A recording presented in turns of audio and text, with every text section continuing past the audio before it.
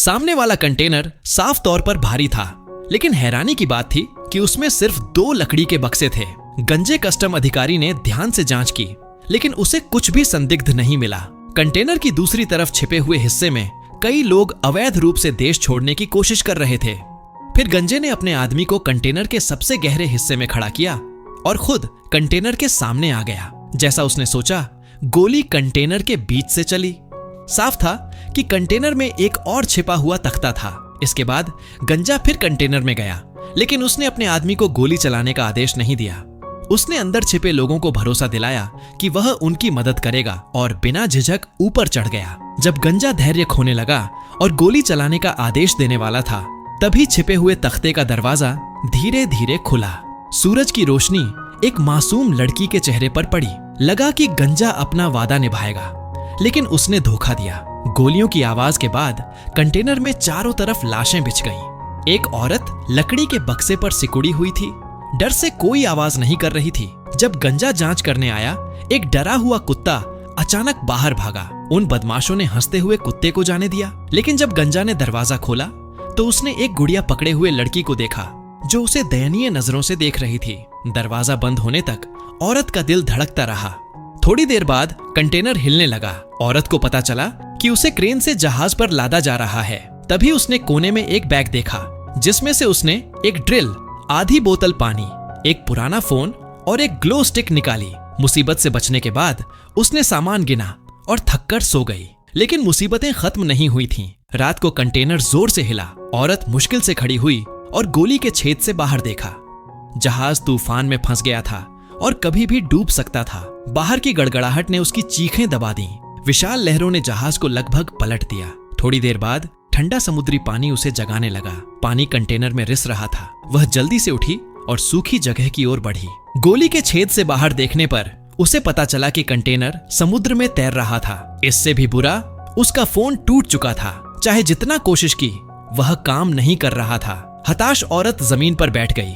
जब वह पूरी तरह हार मान चुकी थी, तभी उसके पेट में बच्चे ने हलचल की, जैसे उसे हिम्मत दे रहा हो।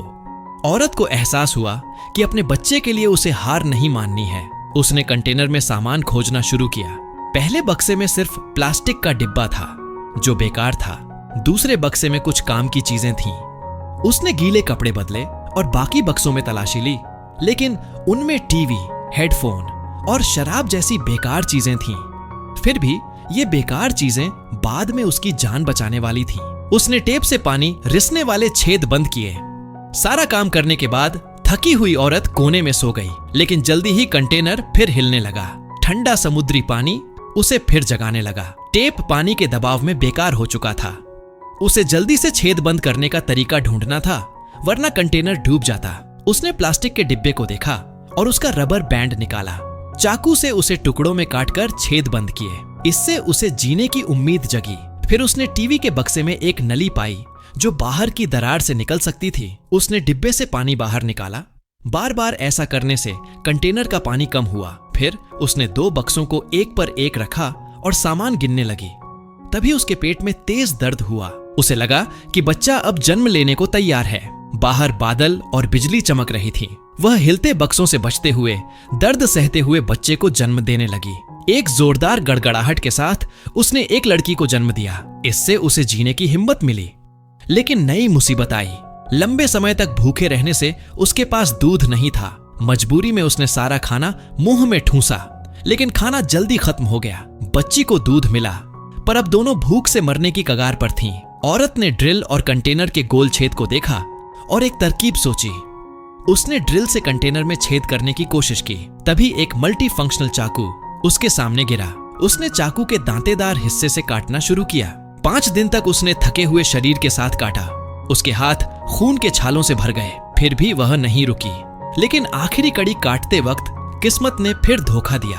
दोपहर के समय सूरज की गर्मी में कंटेनर भट्टी की तरह तप रहा था।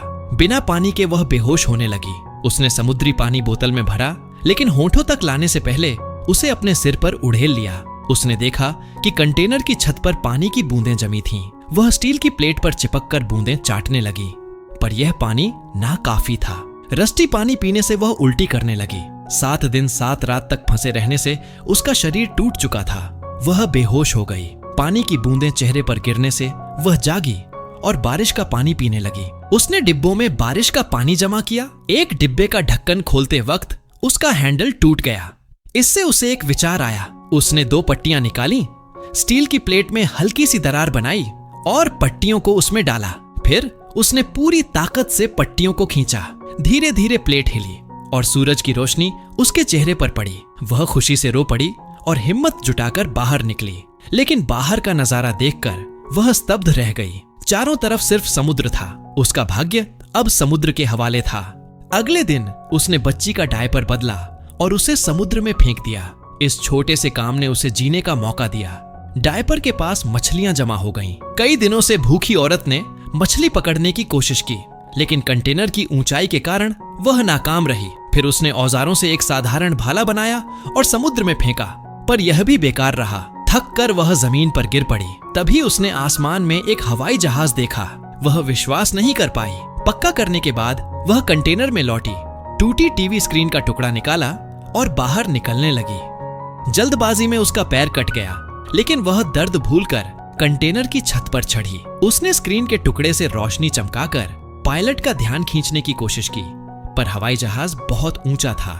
उसका प्रयास बेकार गया और पैर में चोट भी लग गई। उसने घाव को साफ करने के लिए शराब डाली और दर्द से लगभग बेहोश हो गई। बच्ची की आवाज ने उसे फिर खड़ा किया। उसने सर्किट बोर्ड की तार से हुक बनाया और घाव सिलने लगी। दर्द सहते हुए उसने बच्ची को भी संभाला। सिलाई पूरी होने के बाद उसने हेडफोन देखा और एक तरकीब सोची। उसने हेडफोन की तार से मछली पकड़ने का जाल बनाया। अगली सुबह वह कंटेनर की छत पर गई और जाल डाला।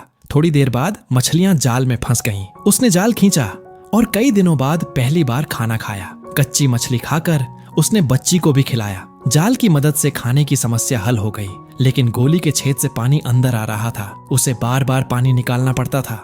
उसने कई खत लिखे, उन्हें डिब्बों में डालकर समुद्र में फेंका, उम्मीद में कि कोई जहाज इन्हें देख ले। अकेलेपन में वह समुद्र की दूसरी तरफ देखती और अपने पति को याद करती। बच्ची को वह अपनी बचपन की बातें, पति से मुलाकात और युद्ध से भागने की कहानियां सुनाती। बच्ची समझती नहीं थी, लेकिन उसकी माँ के दर्द को महसूस करती थी। सोती हुई बच्ची को देखकर वह रो पड़ती। एक दिन उसने फोन पर किसी से बात की और बच्ची के जन्म की बात बताई। उसने फोन बच्ची के पास रखा ताकि उसकी आवाज सुनाई दे। धीरे धीरे उसकी आवाज कम होती गई और फिर बंद हो गई। औरत समझ गई कि वह अब नहीं रही। वह फूट फूट कर रोई, लेकिन उसे बच्ची के लिए मजबूत रहना था। कंटेनर में पानी खतरनाक स्तर तक पहुंच गया। वे बाहर रहने को मजबूर थीं। उसने स्पंज वाली लकड़ी समुद्र में डाली, फिर उसे खींचकर डिब्बे से ढक दिया ताकि वाष्पीकरण से पानी मिले। उसने बच्ची का ध्यान रखते हुए काम किया। एक दिन एक समुद्री पक्षी उड़ा। इसका मतलब था कि जमीन करीब है। वह खुशी से झूम उठी और रात भर में एक पाल बनाया। लेकिन तभी कंटेनर का तख्ता टूट गया और पानी तेजी से अंदर आया। कंटेनर जल्दी डूबने वाला था। उसने पानी में उतरकर छेद बंद करने की कोशिश की, लेकिन उसका पैर रस्सी में फंस गया। वह पानी में डूबी और रस्सी को काटने की कोशिश की। बार बार सांस लेने ऊपर आती, लेकिन पानी बढ़ता गया। बच्ची का छोटा राफ्ट बह गया। आखिरकार उसने चाकू से रस्सी काटी और ऊपर तैर कर आई, लेकिन बच्ची गायब थी। वह घबरा गई। तभी एक मछली बच्ची के राफ्ट के पास आई और पानी उड़ेलकर बच्ची को जगाया। उसकी आवाज सुनकर औरत तैरकर वहां पहुंची और बच्ची को बचा लिया। मछली ने उनकी मदद की और चली गई, लेकिन चारों तरफ समुद्र था। अगले दिन सूरज निकला। ठंडे पानी में लंबे समय तक रहने से औरत बेहोश होने लगी। मरने से पहले उसने मछली के टुकड़े समुद्र में फेंके ताकि उनकी गंध से समुद्री पक्षी आएं और कोई जहाज उनकी ओर ध्यान दे। उसने बच्ची के लिए जीने की उम्मीद छोड़ी और खुद समुद्र में डूब गई। उसकी मां की ममता ने बच्ची को जीवित रखा।